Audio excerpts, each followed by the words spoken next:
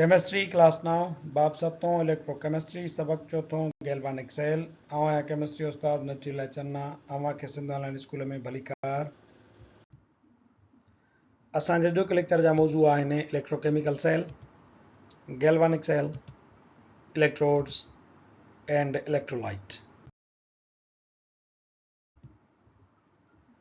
electrochemical cells.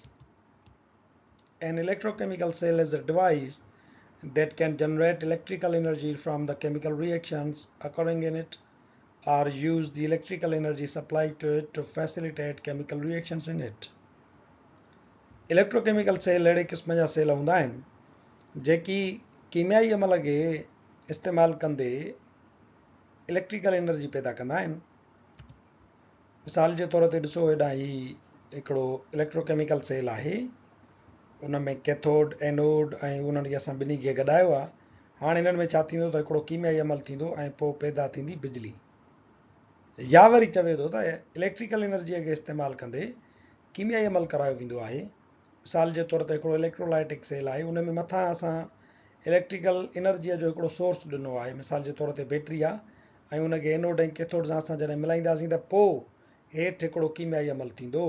सो electrochemical जेके sale आहिनि ॿिनि क़िस्मनि जा आहिनि. हिकिड़ा उहे आहिनि जेकी पाण कीमियाई अमल कंदा ऐं बिजली पैदा कंदा. मिसाल जे तौर ते गैल्वानिक सेल. या वरी ॿिया उहे सेल आहिनि जिते बिजलीअ जी तवानाई खे इस्तेमालु कंदे असां को बि कीमियाई अमल कराईंदासीं. अहिड़े क़िस्मनि जे सेलनि खे चइबो आहे इलेक्ट्रोलाइटिक सेल. गैल्वानिक सेल जंहिंमें कीमियाई अमल जे करे बिजली पैदा थींदी आहे या कीमियाई अमल जे ज़रिए करंट पैदा थींदो आहे, उनजो हिकिड़ो क़िस्म आहे प्राइमरी सेल. प्राइमरी सेल उन क़िस्म जे गैल्वानिक सेल खे चइबो आहे जेको ॿीहर चार्ज न थी सघे. मिसाल जे तौर ते तव्हां ड्राई सेल ॾिठो हूंदो जेको रांदीकनि में या रिमोट कंट्रोल में इस्तेमालु थींदो आहे. हाणे इहो हिकिड़ो अहिड़ो सेल आहे जंहिंजे अंदरि कीमियाई मादा भरियल हूंदा आहिनि. उन जे अंदरि हिकिड़ो रिएक्शन थींदो आहे पियो. जीअं ई असां उनखे करंट में असां विझंदा आहियूं, सर्किट में असां उनजो कंप्लीट कंदा आहियूं त उन मां करंट पैदा थींदो आहे. उन करंट जे करे रिमोट कंट्रोल कमु कंदो आहे या रांदीका हलंदा आहिनि. हाणे हिन में अंदरि कीमियाई अमल थो थिए ऐं इहो बिजली या करंट पैदा कंदो आहे. ॿियो जेको हिनजो क़िस्म आहे उहो आहे सेकेंडरी सेल. सेकेंडरी सेल यानी उहे बैटरीज़ आहिनि जिन खे तव्हां हिकिड़ो दफ़ो इस्तेमालु कंदा आहियो, वरी ॿीहर चार्ज कंदा आहियो, वरी तव्हां उन्हनि खे इस्तेमालु कंदा आहियो, वरी उन्हनि खे तव्हां चार्ज कंदा आहियो. इहो उन्हनि जे ख़तमु थियण ताईं सिलसिलो हलंदो रहंदो आहे. सेकेंडरी सेल बि कीमियाई अमल उन में अंदरि थींदो आहे ऐं उहो बिजली पैदा कंदो आहे. मिसाल जे तौर ते घर में पयल लीड स्टोरेज जी बैटरी जेका तव्हां राति जो चार्ज कंदा आहियो ऐं उन ते वरी तव्हां पखो ऐं बल्ब हलाईंदा आहियो, इहा ॿीहर बि चार्ज थी सघे थी. हाणे सेकेंडरी सेल या प्राइमरी सेल इहे ॿई क़िस्म आहिनि गैल्वानिक सेल जा. छो त इन्हनि में कीमियाई अमल हेठि थींदो आहे ऐं इहे ॿई जेके आहिनि बिजली पैदा कंदा आहिनि. यानी हिननि में कीमियाई अमल स्पॉन्टेनियस हूंदो आहे. जीअं ई मादा हिक ॿिए सां सर्किट कंप्लीट थींदो अथनि, हिक ॿिए सां जीअं ई उहे कनेक्शन में ईंदा आहिनि त उहो कीमियाई अमल शुरू थींदो आहे ऐं करंट जेको आहे उहो पैदा थींदो आहे. सो इन क़िस्म जे सेलनि खे असां गैल्वानिक सेल चऊं था. बाक़ी प्राइमरी सेल ऐं सेकेंडरी सेल में फ़र्क़ु इहो आहे त प्राइमरी सेल ॿीहर चार्ज न आहे कबो. सेकेंडरी सेल हुनखे ॿीहर वरी रीचार्ज करे सघिजे थो.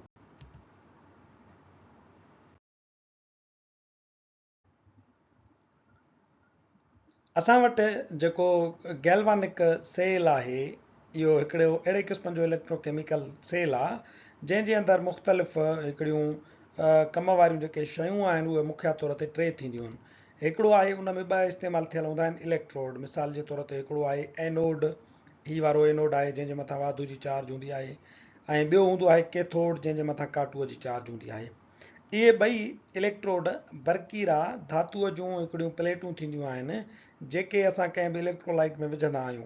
जॾहिं इन जो सर्किट कंप्लीट थींदो आहे तॾहिं वञी करे पोइ रिएक्शन थींदो आहे, तॾहिं को करंट पैदा थी सघंदो आहे. टी जेका शइ आहे इन्हनि में कम जी एनोड ऐं कैथोड खां पोइ उहो आहे इलेक्ट्रोलाइट सॉल्यूशन. हाणे हेॾा ही हिकिड़ो कैथोड आहे कापर जो, उन में इलेक्ट्रोलाइट सॉल्यूशन ॾिसो ही जेको पाणियाठ जी सूरत में असां विधो आहे इहो आहे कापर सल्फेट.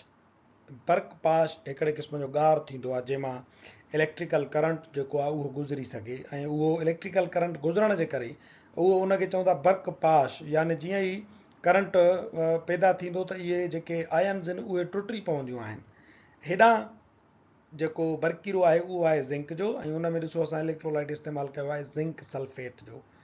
हिकिड़ो इलेक्ट्रोलाइट सॉल्यूशन, ॿियो एनोड, ऐं टियों कैथोड। इहे टे तमामु घणियूं आम शयूं आहिनि। इन्हनि टिनी जे मिलाइण सां, उन्हनि जे गॾियल कमकार सां ई हिकिड़ो कीमियाई अमल थींदो ऐं बिजलीअ जो करंट पैदा थींदो आहे।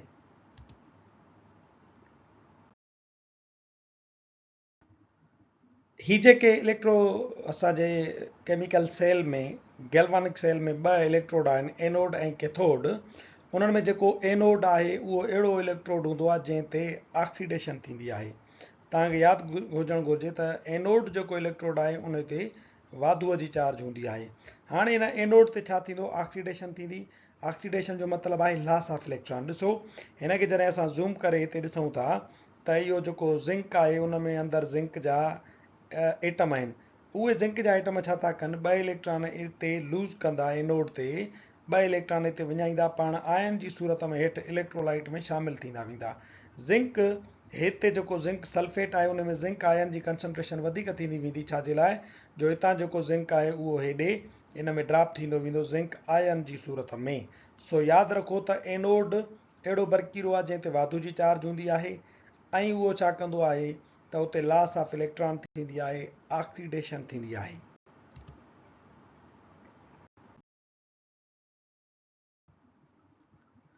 ॿियो जेको इलेक्ट्रोड आहे कैथोड, उन कैथोड ते वरी रिडक्शन थींदी आहे। रिडक्शन यानी गेन ऑफ इलेक्ट्रॉन। ही कैथोड आहे, इन ते काटूअ जी चार्ज थींदी आहे। इन बरक़ीरे ते छा थींदो, गेन ऑफ इलेक्ट्रॉन थींदो। हिनखे जॾहिं असां ज़ूम करे ॾिसूं था त ॾिसो हेॾा ही जेको कापर सल्फेट सॉल्यूशन आहे, इन कापर जा ई वाधू आयन वारा जेके कापर आहिनि उहे वेंदा वञी करे इन बरक़ीरे ॾे कैथोड ॾे अटैक थींदा, छो त हुननि ते काटू आहे, हिननि ते वाधू जी चार्ज आहे। इहे जीअं ई हिन ॾांहुं वेंदा हलंदा त इहो कापर उन्हनि खे जिन खे ॿ इलेक्ट्रॉन उन्हनि जा खसियल आहिनि, जिन खां सल्फेट ॿ इलेक्ट्रॉन खसे छॾिया आहिनि, इहो जॾहिं कैथोड ॾे वेंदो त हिते गेन ऑफ इलेक्ट्रॉन थींदी। कैथोड उन्हनि खे पंहिंजा इलेक्ट्रॉन जेको आहे ॾींदो वेंदो ऐं इहो कापर हिते हिन जे मथां डिपोज़िट थींदो वेंदो। सो कैथोड जे मथां रिडक्शन थींदी आहे, यानी गेन ऑफ इलेक्ट्रॉन। सो असीं हिन एनोड ऐं कैथोड जेको ॿ इलेक्ट्रोड आहिनि उन्हनि ते थींदड़ अमल खे जेकॾहिं हिकिड़े जुमिले में असां सोलो कयूं त जीअं यादगिरी लाइ असांजे लाइ आसान थिए, त तव्हां चई सघो था एन आर्क्स कैचिज अ रेड केट। एन आर्क्स हिकिड़ो ढॻो हिकिड़ी ॻाढ़ी ॿिलीअ खे पकिड़े थो। हाणे एन जो मतिलबु आहे एनोड, आर्क्स माना ऑक्सीडेशन। एनोड ते छा थींदी, ऑक्सीडेशन, लॉस ऑफ इलेक्ट्रॉन थींदी। कैचिज द रेड केट, रेड यानी रिडक्शन, केट यानी कैथोड। कैथोड ते छा थींदो, रिडक्शन थींदी, यानी गेन ऑफ इलेक्ट्रॉन। हिन जुमिले खे यादि करे तव्हां एनोड ऐं कैथोड ऐं उन्हनि ते थींदड़ जेको कीमियाई अमल आहे उन्हनि खे यादि करे सघो था त कैथोड ते छा थींदो ऐं एनोड ते रिडक्शन या ऑक्सीडेशन थींदी आहे।